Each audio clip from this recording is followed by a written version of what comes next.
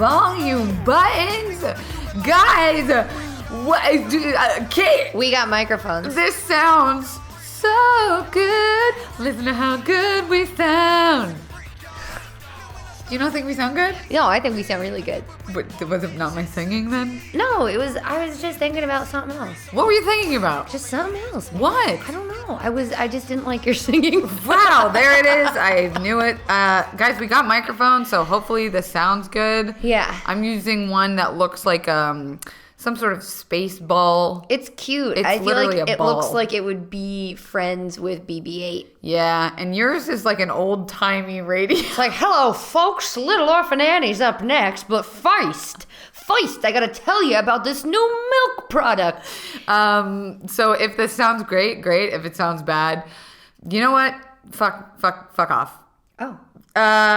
Dude, can we talk about something though really fast? Mm-hmm. We're doing our very first live show. We're doing our very first live show in Philly. in Philadelphia. On Live March and breathe 30th. that sweet, sweet Philadelphia Kate's freedom. hometown show. No. Can you believe it? No. It's Kate's hometown. All It of her is not friends, my her hometown. family, Also, no one would her call high Philly a school town. teachers, None her of those college people are friends, coming. All of them are coming. I it's have our one college hometown, friend. and we can't believe we're doing our very first show in your hometown. How do you feel? I feel like I want to kill you. Go. But seriously, we are doing our first show March 30th in Philly. We were going to announce it. It was gonna be announced on this episode of the podcast, but then we did our ticket release on the last week. Yeah.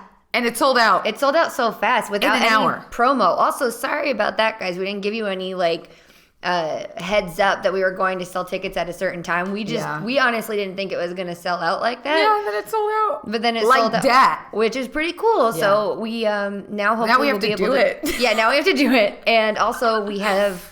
We get to put other maybe shows on the radar. Yeah, if you guys want to come, that's really cool. Thank you. We heard a lot of Chicago. We heard a lot of Boston's. We heard a lot of New York. So we're gonna look into those cities next. But don't fret, because Kate, what if I didn't get a ticket? I didn't even know you guys were selling them. Well, first of all, you should be following us on Instagram because that's where we sold them. If you're but not if you're following at us on work or Instagram- something. Fair. But if you're not following us on Instagram, follow us on Instagram. But Kate, I didn't know you guys were selling it. Now I don't have a ticket. What am I going to do? You guys are my favorite podcast in the world. What am I going to do? First thing, change your technique, because when you whine like that, it makes me not want to help you. Like, Kate. No, change it again. New choice.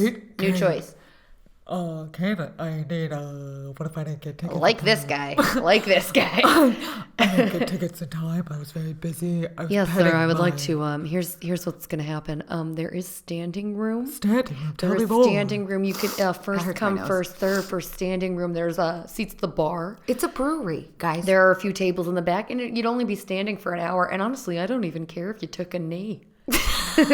Yeah, take a knee. We forgot to mention, this is at Roy Pitz Barrel House, which is a brewery, which, like, what better place for us to do our first live show than surrounded by alcohol?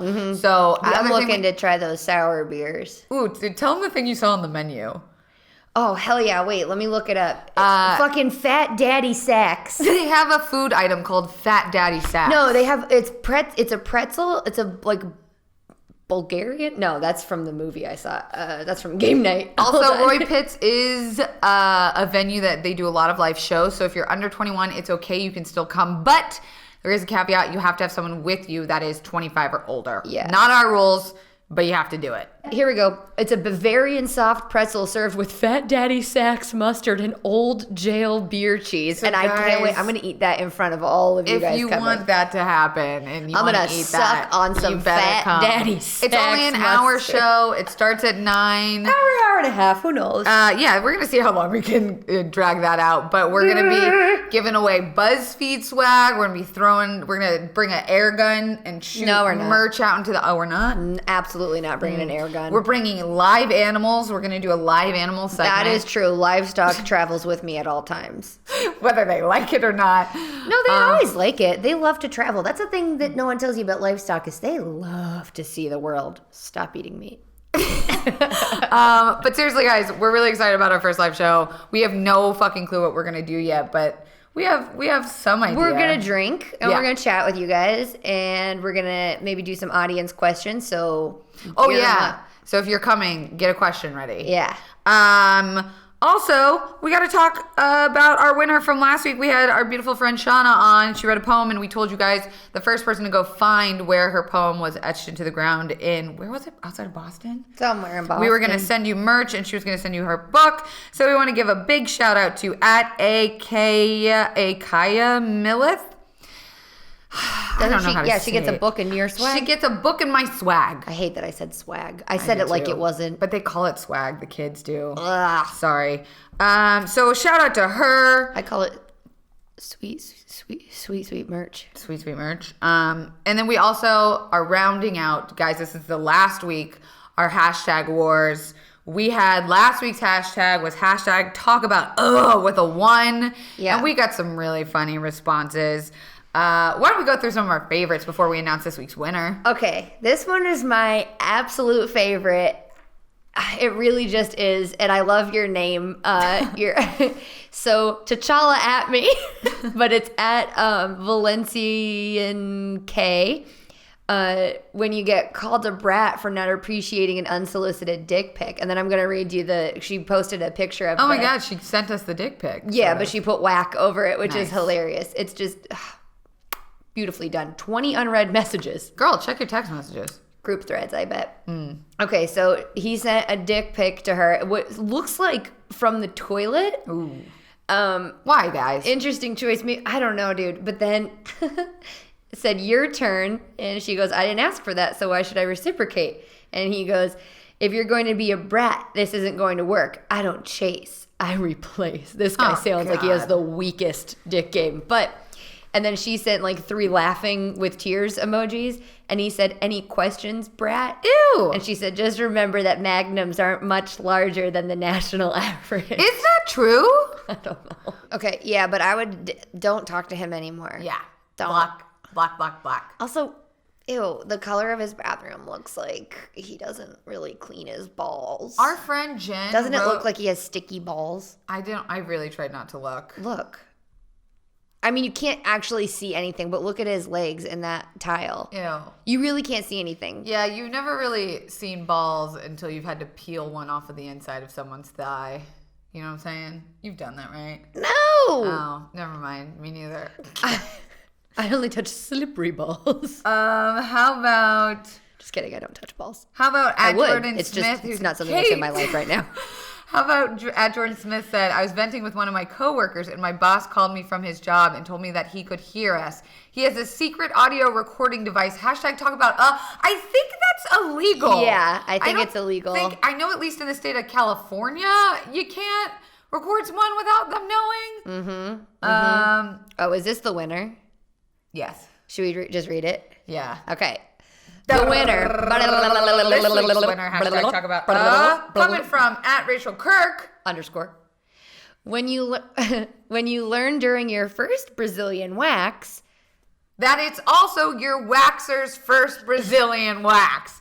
Hashtag talk about, hashtag contest at adult shit. hilarious. And also, Yeah, good lord. God, I've never gotten a waxing before, except for a Ladylike video. They had me come on as a guest, and we waxed ourselves, and I couldn't even do it. I hit freaked the out. woman who waxed me the one time. You can't hit her. I didn't mean. See, here's the thing: is that she used that blue stuff. What? Oh, So where it's like, not a paper? It's not like wax on paper, so you don't get. I guess like maybe her hands were like sweaty or something. Oh, Jesus But Christ. she went to like rip it out, and her hand slipped, so she went 3, 2, and then she went to rip it, but it fell off. So it was like a quick pull, but not a pull out, and then she went back to pull it again, and I went, whoa! I just threw my arm up, and she caught it like an egg, as though she had been catching Hands coming at her. catching hands for it. Dude, I've been getting laser. I've been getting laser hair removal, and I've left a little can I call it a Hitler patch? No. Okay. I've God. left a little square patch that looks like a German. No. Okay. Nope. I've left a small landing strip that also resembles a No. mustache. Let Okay. it go. Okay. I left a patch, but let me tell you, I've only gone to 4 sessions, and I don't think I need to go to any more. And you know what? Surprisingly, the laser doesn't really hurt on the vag. It hurts way more on the legs than on the vag. Or maybe I just got a tough pussy. What sweet, sweet leather puss. You got a leather purse? Ew. Sounds like purse, but with the whatever. Like if I'm 3. Yeah, I haven't done anything to my pubic hair in a really long time. She's just growing. Honestly, I was like, you're fluffy. My friend was saying the other day that she's actually pissed because she did laser when it was cool to be like a bare naked mole rat on your veg. And so she got everything lasered off, and she's like, now she's pissed because she was like, now it's cool to have pubic hair again. Like it's like women-y and like feministic. I mean, blah, blah, blah, blah. none of like, yeah, all that's cool. Like, don't feel pressured to do whatever. It's been winter. And I'm not trying. I like having pubic hair. I know that like I want to trim it. Like it's literally something that's been on my to-do list. I want to trim it and like shave it down a little bit. But what I really want to do, what? And I don't even know if this is possible. What? I want to deep Anything's condition possible if it. you just believe. Yeah, I want totally deep I want it like condition soft. There are pussy facials. What? Yeah, I think we did a video about it where you go and someone like deep conditions your puss. Oh God, how expensive is that? Just do it at home. Get a deep conditioner, lather that bitch up. Give her a nice hot towel. Ooh, true. Treat her like an old timey barber. The skin itself is soft. Yeah, but I want the hair to be soft. Just maybe right start conditioning every time. Dang. I don't know though, because I feel like pubic hair is a different texture as you get older too. Like I've seen some older puss that the hair is really soft. And then I want to say younger puss, but I don't want to. I want to establish that it's over 18 younger puss. Yikes! And it's hot. It's like coarser. Yeah, coarser. It feels like horsehair. If we have any doctors that listen to this, can you confirm that your puss hair gets softer as you get older? Doctors or vaginal hairdressers, if you could please reach out and tell me how to deep condition my ratty pubes, that would be much appreciated. Thank you so much. Oh, I don't mean to be a bother. No. Speaking of vaginas, I started birth control again. Oh, why did you say it like that? I don't know. Am I excited? We talked about it, and so why did you want to be on it again? So I wanted to be off of it because I wanted to get my body cleansed out of all the hormones, and I felt amazing. My sex drive was insane, and I was very happy. But then all of a sudden, I started getting cystic acne, and I was in a couple BuzzFeed videos about it, trying to find a cure. And I went on aldactine and doxycycline and all these antibiotics, and it still never cleared up. And I finally just said, "Fuck it, I'm in a relationship now where I'm having a lot of sex, and I'd rather also get rid of this acne." So it just seemed like the right time to go back on it. And we had this whole conversation about it. And so what I did decide, was I went back on plane. There's a plane. Everyone hold on. There is a plane. It's progestin. Okay, it's gone. I went on, I think it's called progestin. It's the estrogen-free pill.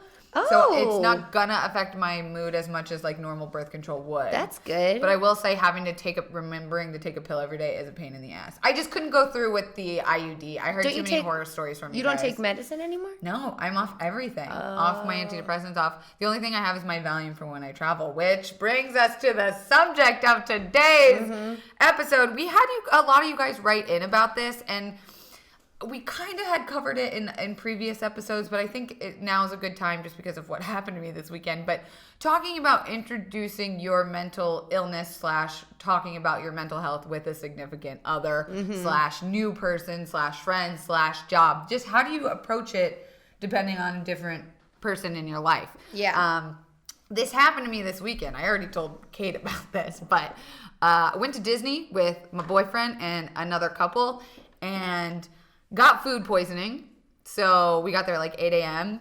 and by like noon. Tell them what it was. Oh, it was a combination of like we got shrimp gumbo and the other one that I had on was a hot day. A Monte Cristo sandwich at 10 a.m., which if you don't know what a Monte Cristo is, it is Swiss cheese, turkey, ham, deep fried, no bread, just double deep fried with powdered sugar on top and berry compote as a side. So I had that, and then the fuck is berry compote? It's like jam, I think. I might even be saying it wrong. It might be compote. Someone tweet at us how to pronounce it. So we were standing in line for a ride, and I got really claustrophobic all of a sudden. And I think it was a combination of the food poisoning kicking in, where you know that feeling when your whole body has a layer of sweat over it for no reason. You know it's about to happen. You know it's about to happen.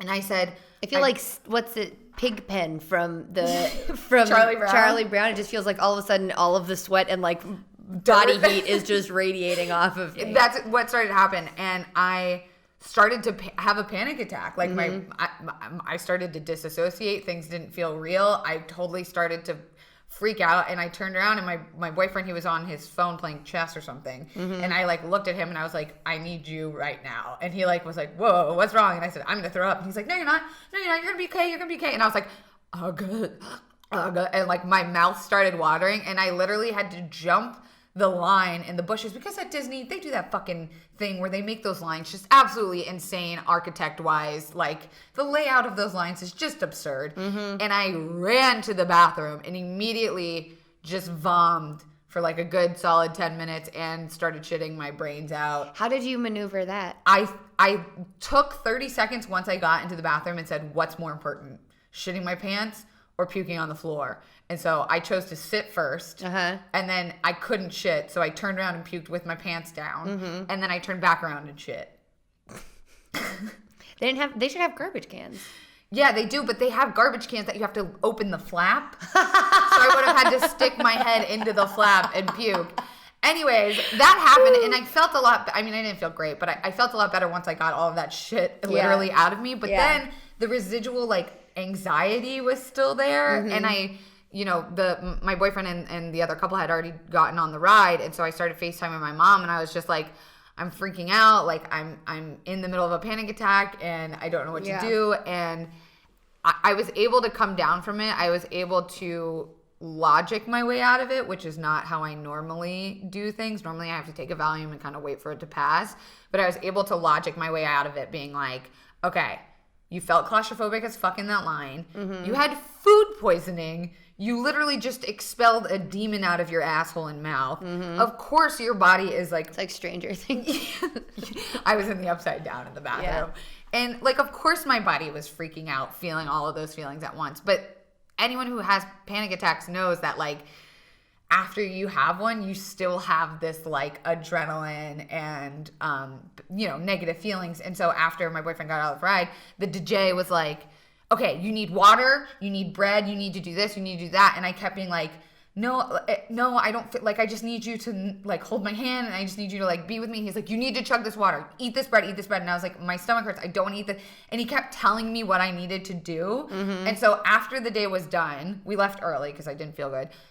We like sat down in my room, and I was like, okay, I love you and thank you for like being there for me, and you did so great, but here's how I need you next time I'm going through a panic attack to like help me, because it is really scary. Sometimes you're like, I want someone to hold me, and then the next second you're like, I don't want to be touched, and then you're like, I need someone to tell me it's okay, and then I need someone to not even acknowledge that it's happening. So I told him like, you just need to listen to what I need. And I know that's hard because when you're in the middle of a panic attack, you don't really know how to express what you need.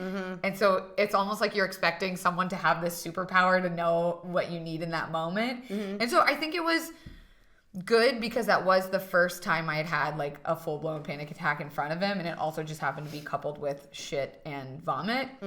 But I don't know, like what has been your experience with dealing with people for the first time when you're kind of introducing something new about yourself that you normally don't tell it to the world? I'm very new to even like telling people. I feel like you have a pretty good handle on what it is that you're feeling and experiencing. True. So sometimes, and you kind of, I've noticed like you own it without necessarily apologizing. That's good. Yeah. Go me.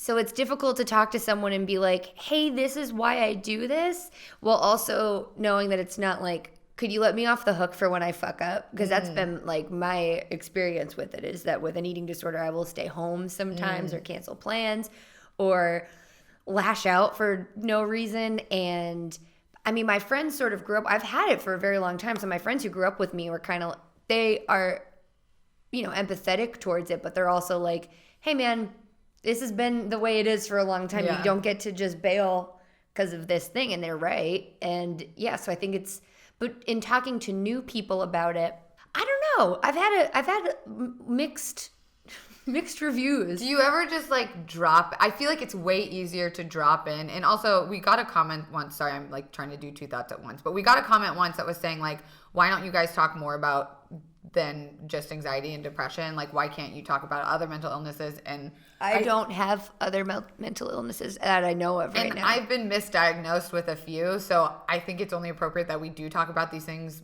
when we have guests on who can talk to their experience. Yeah, we could get guests who have... Yeah, but just so talking about going back to anxiety, I think it's easier, and I hate to say this because I know that's not the truth for everyone, but I think it's easier to slip in the word anxiety into conversations because people don't know, like there's so many levels of debilitating anxiety, whereas when I think of like eating disorders, I think of like one type of specific feeling in person, and no, there's not a spectrum, like you either have it or you don't, whereas because like, no one talks about it right. For the most part. They don't talk about it like socially, so I'll say it sometimes and just be like, the weird thing about telling someone, oh, I have an eating disorder, is my assumption that they're gonna look me up and down and be like, no, you don't. Ew, why? That's the fucking eating disorder, man. Oh, that makes sense. So they'll sense. be like, yeah, but you're not skin and bones. So no, if it's not anorexia, it's not an eating disorder. Oh, do you make yourself throw up? No. You just binge eat? Okay, so you're a fat, lazy person. Oh, you know what I mean? Yeah. So it is, with eating disorders, I feel like it's a little bit harder. Also because I think a lot of people have disordered eating, and it's just sort of like the norm. It does sound like there is kind of a spectrum to it in a weird way.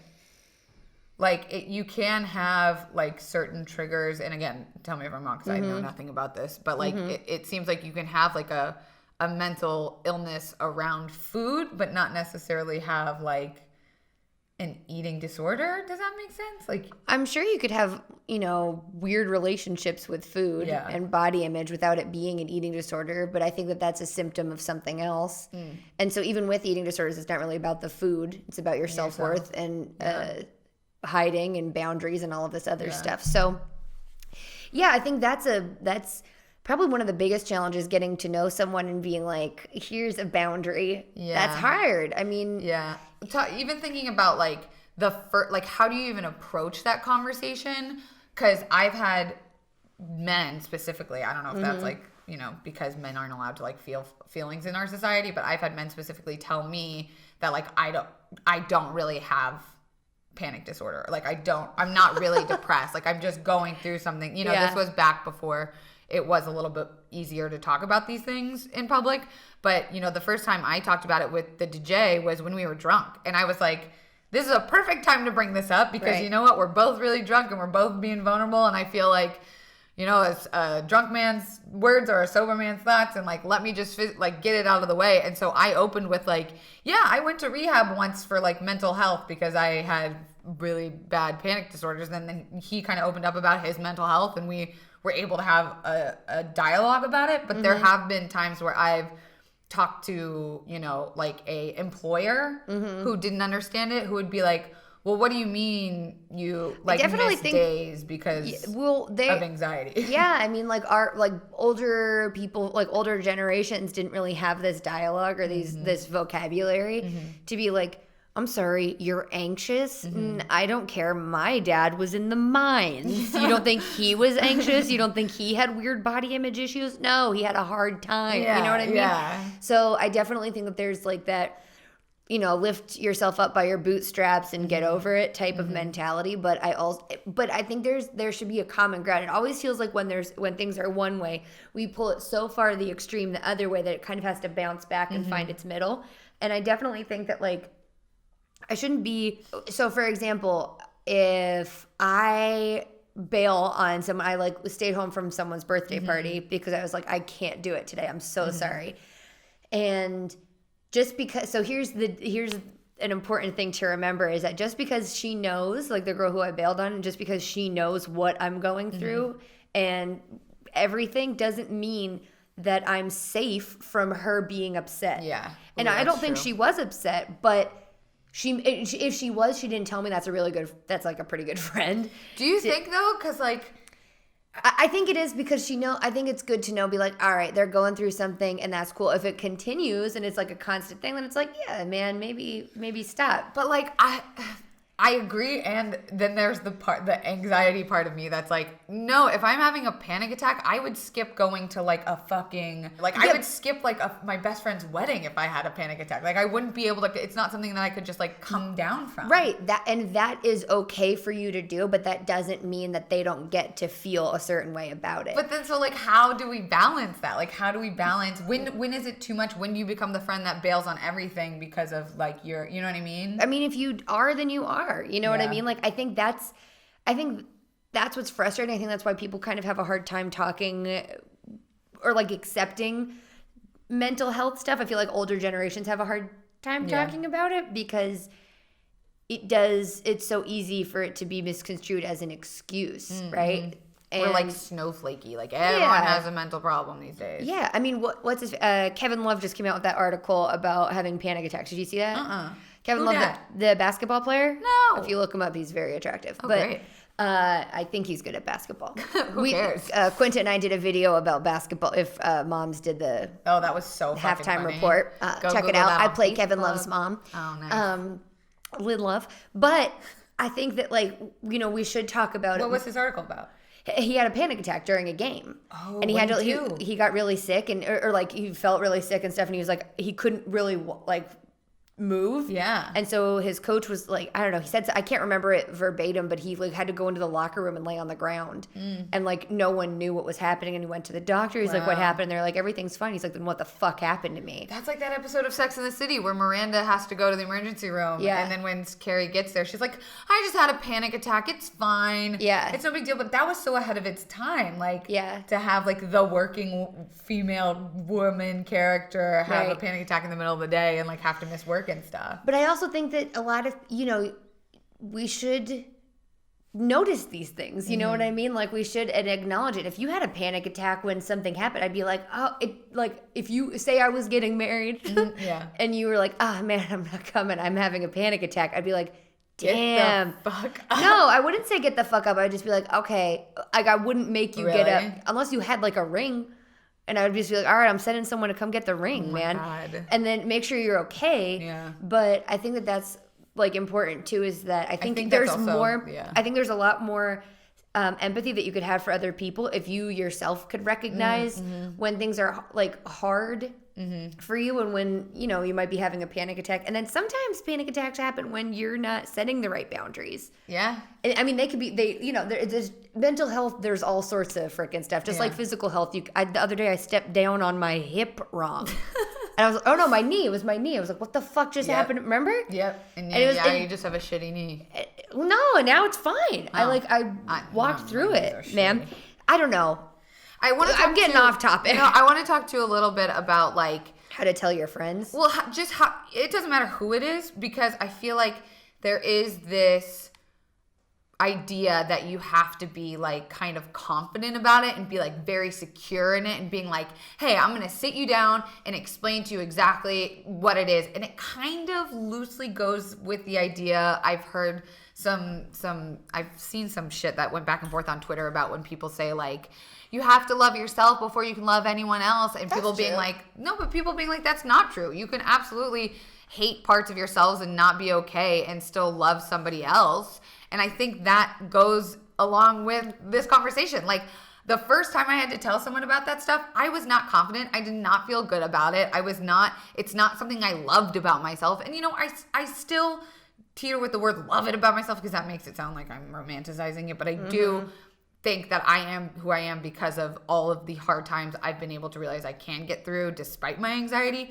But being able to sit someone down and actually go through the conversation and feel confident, and sometimes showing your vulnerability in it is really scary because a lot of people are undereducated about a lot of this stuff. So sometimes, the best you can do is just tell someone, hey, sometimes things don't feel real. Or like sometimes I feel like I'm going to die and it's really scary and I don't understand it, but I need you to understand that that's the most I can tell you about it, if that makes any sense. Like, I don't know if that's the same way with the ED, but for me, I've had so many of these things happen and I've had this shit for so many years that I'm able to kind of scientifically explain it to some people now. But when I first started, I had zero confidence in telling people about it. But I think it was more important that they knew so that when it did happen inevitably, it wasn't like a weird thing. Like, what the fuck just happened to her? Like, she just left set, or like she just ran out of the room, or why is she FaceTiming with her mom for an hour in the middle of the day? Like,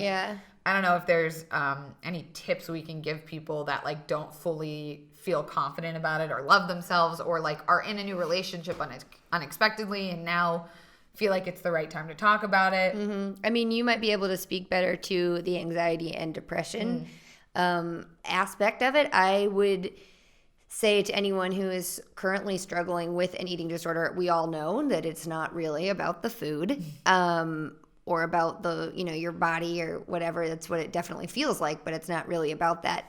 I would say that it is a voice that's very loud, and it's like you're listening to headphones and the whole world is going on outside, and you think everyone's listening to what you're listening to, but you're the only one at that moment wearing these headphones. You and your metaphors. So like I could look at a situation I could look at a situation when my eating disorder voice is really talking. I hear something very different than what other people are saying. So I think that is like, I remember I got into a fight with a friend when she was like, oh, I thought that person was you. And when I looked at that person, I was like, you fucking think I look like that person? Which is so mean to both that person. That person's fine. But in my head, it was just like, that person's not, like in my head, I was like, you're not thin enough to me and whatever. So and we got in a big fight about it. It was like this whole thing. But I think that is something to keep in mind when, when reacting to what other people are saying. And when getting close to other people, it's important to just know, okay, this is how I react to something, and this is what I hear. And then, sometimes if you're in a relationship, a close relationship, the other person should know. And that's the other thing we should talk about is if the person you're talking to, whether it be a coworker, an employer, a lover, a significant other, a friend, if they aren't willing to acknowledge your truth as real and valid, then I would suggest not being a part of their You just have to find out what's right for you. You can't change someone, or a situation really. You can talk about it. I definitely think that when it comes to coworkers and employers, I definitely think that it's a bit more of a gray area than it is. You need to make money, you need to make. Not everyone's as lucky as we are at BuzzFeed. We have a very open, but there are, if I worked where I don't know, anyone in my family worked and I was just like, can you please not use that dialogue? I don't know if it would go over quite as well. I think that people would be like, it just depends. So. And you also have to worry about if you were to say that, would they look at you different? Would they think you're incompetent? Would they not trust you with certain projects because they would be afraid you'd bail or have too much anxiety? Yeah, those are all what ifs. I would still just speak your truth and let what happens happen. Don't try to hide it. Yeah. I definitely think that there was a time when I felt that, and I don't know if this is true or not, this is just how I felt, when I felt that talking about my eating disorder or talking about, the symptoms of it or what happens was I was using it as an excuse. So everyone is on their own time, right? Everyone's they're doing the best they can at the time that they can. And I'll talk to my therapist about this, and I'll just be like, it's just the same thing over and over. I'm never going to do this thing because of this thing. When am I going to just do it? And I definitely think there's a weird gray area, but it's not an absolute. There's a gray area of, okay, this is how I feel, and it's because of this. But I want this really, really badly, so I'm going to deal with all of these feelings while I go and try to get this. For example, to put it into something that makes a little bit more sense, I want to be with someone, right? I don't know if I'm necessarily ready to really be physically close with someone or that intimate with someone, but I want to be. And before I even got into therapy, I was like, yeah, I definitely want to be with someone, but I had no idea how much work I actually had to do. And it is work. That's the worst part, is that you go to therapy and then you have to work on shit during the week. And I'm like, oh God, can't you just push a button? Yeah. But you can't. So yeah, I definitely think that if it feels like it's so overwhelming with a certain person or a certain situation where you're like, you're not getting it. You're not getting what I'm going through. Yeah. You might be in a situation that's not right for you right now. Yeah, I agree. Yeah. And two, like, it's changing, you know, like the society is changing. We're really lucky, but I think you know yourself the best. You know yourself better than anyone, even if you don't fully understand like what is happening to you. Your strongest armor and weapon is your voice. And I think being able to go to therapy and talk openly and like being honest, because I have a book that talks about anxiety and depression, and it lists thoughts, like common anxiety thoughts, that I thought I was the only person in the fucking world who had them. So I think if you can be honest with yourself and be as honest as you can with a therapist. Why are you laughing? Sorry, I just thought of something. What? Whenever we talk about mental health, we start giving advice. Oh yeah, we don't have it together at all. Like that is why I'm laughing, is that we're like, oh yeah, let's talk about this vulnerable thing. Let's tell people that they could be vulnerable. Let's actually just tell people what to do instead of let's actually talk about it. So yeah. I'm going to kind of go back to, if that's cool with you. I have to put my retainer in. Sorry, my jaw hurts. So I'm going to go back to what you were saying with Le DJ. And what did you do when you spoke to him about it? Like, did he have questions? What were you feeling? Did you want to just like not really talk to him about it? Yeah, in the moment, I wanted him to just know what I needed. And that's why I had to wait until it passed, and I just kind of had to deal with him trying to literally shove pieces of bread into my mouth because he thought that's what I needed to feel better. And at the end of the day, he probably thought you were hungover, right? Well, not even that, but just I hadn't eaten all day, and the only thing I had eaten was that fucking Monte Cristo, and he was like, you need to put something in your stomach, which was probably true, but mentally I was like, I'll just deal with this now. And I kind of went into that fight or flight thing where I had the choice to stay and kind of deal with my feelings, or I was like, I want to leave. And so I stayed for as long as I could before I was like, I need to leave because I don't like feel mentally right. And God, you don't want to do that at Disney. It's the happiest fucking place on earth. And we were with another couple, and I felt really bad. Like, so were you trying to talk yourself out of the feelings you were feeling? I was absolutely being like, stay, you fucking pussy bitch. Like, you've dealt with anxiety attacks in public all the time. This isn't going to be the one that fucking kills you or makes you go crazy, because it never fucking will.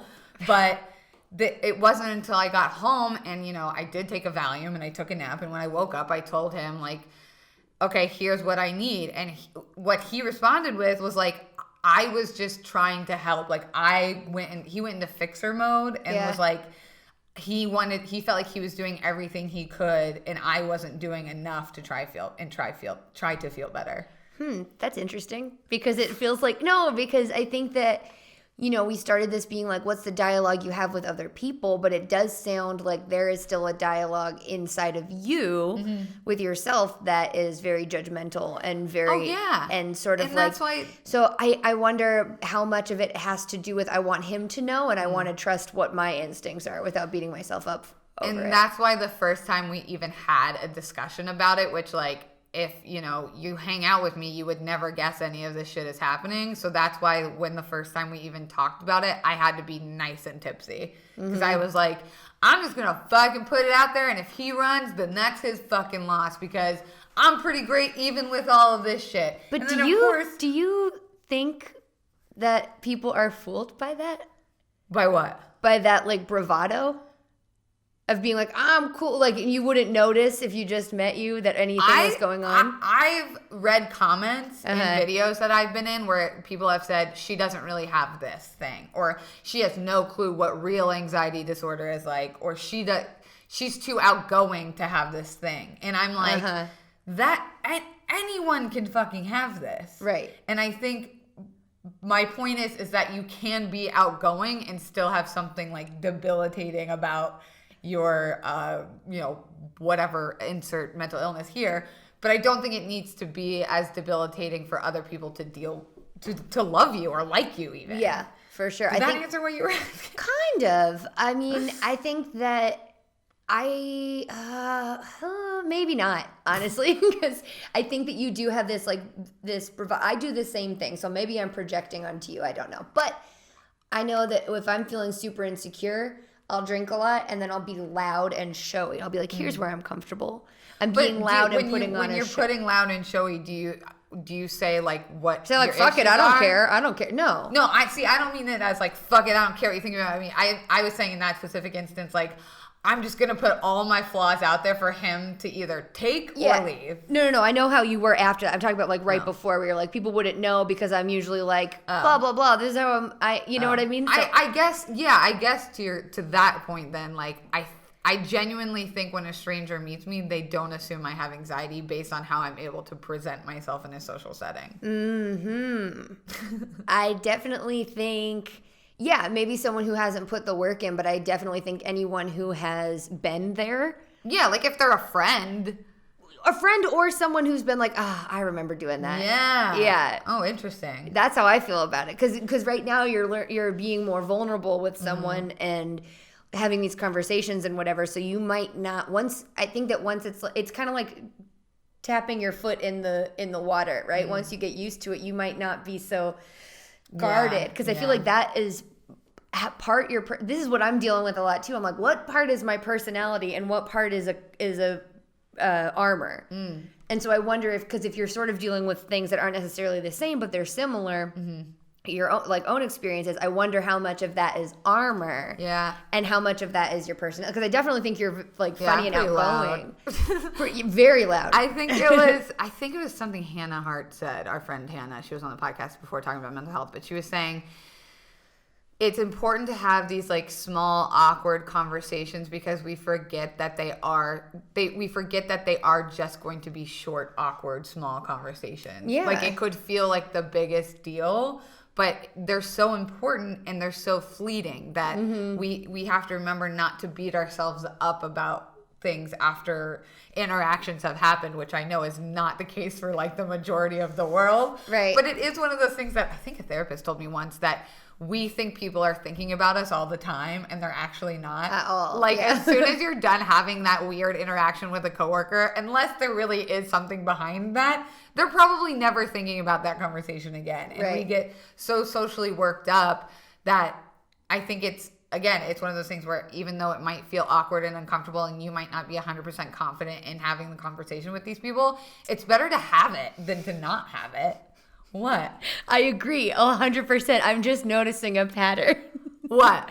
I don't mean to psychoanalyze you now, but every time we talk about something that it gets vulnerable, I do the same thing. And the only reason I'm able to call it out. But I did do it. I did have the conversation with him. Yeah, I know, but then it went right back to here's the advice. Well, I think it's because we're figuring it out. I know. I'm just noticing. I do the same thing. Look at me. I'm literally calling out your flaws. I haven't opened up a single bit on this episode, really. Yeah, you have. Yeah, you have. Okay. I just told that really long shitting vomiting story in the beginning. True. That's why it seemed like it was more on me. We are doing a shorter episode, so I do want to we should wrap up. Right when we got to the good stuff.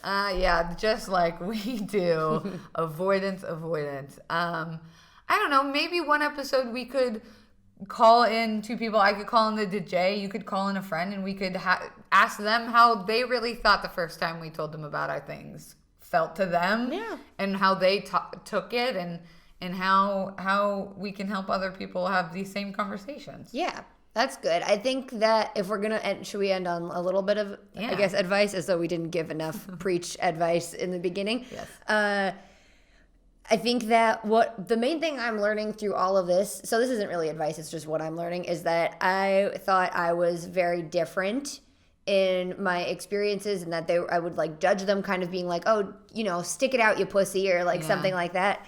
I would judge those sorts of things, and as it turns out, everyone has those moments, and it doesn't mean that your moments aren't important. It just means that the stuff that you're desperately trying to hide from the world, that I've been desperately trying to hide, has actually been the stuff that gets me closest to other people.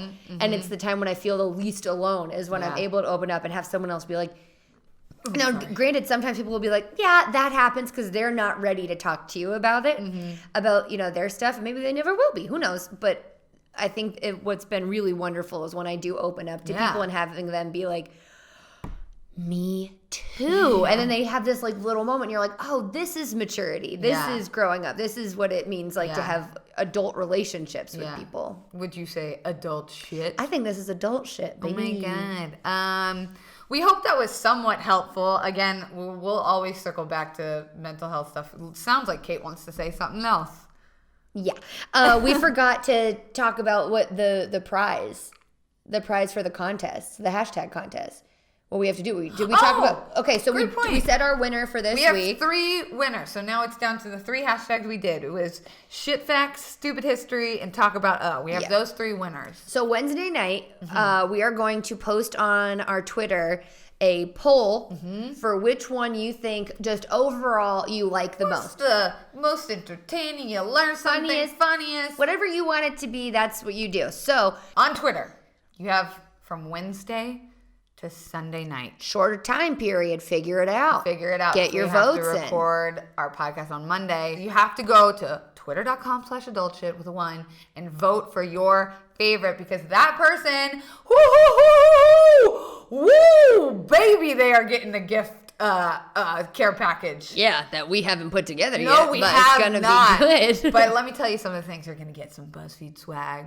Some Kelsey Darrow merchandise. I'm going to write you a letter. Kate's going to write you a fucking letter. Maybe not. We're going to send you, depending on who you are, we're going to cater to your interests. Also, I just released a series called Can We Cure on As Is. It is a series all about chronic pain. And if you guys want to see more of that, you have to actually go and watch those videos and upvote them and shit so that my bosses will let me make more. And don't forget to go to the Philly show. Oh, yeah. So that we can do more live shows. Yeah. You can follow me on Twitter at Kelsey Darrow. You have shout-outs? On all the things. Oh, I do have shout-outs. Holy shit. At Jess Palmer, at Scout SJA, and at what the fuck does that say? Victoria Galwick. Okay, mine is fucking at S Wolf Hope. Nice name. I like that one. At Tabitha May 20 and at Shell B Jacks 13. Hey guys. Hey guys, we love you. Thanks for listening. Go rate us on iTunes. You could follow me at Kate Peterman on Instagram and at KAYTEPEA on Twitter. And fucking bye. I really hope these microphones work. We'll see.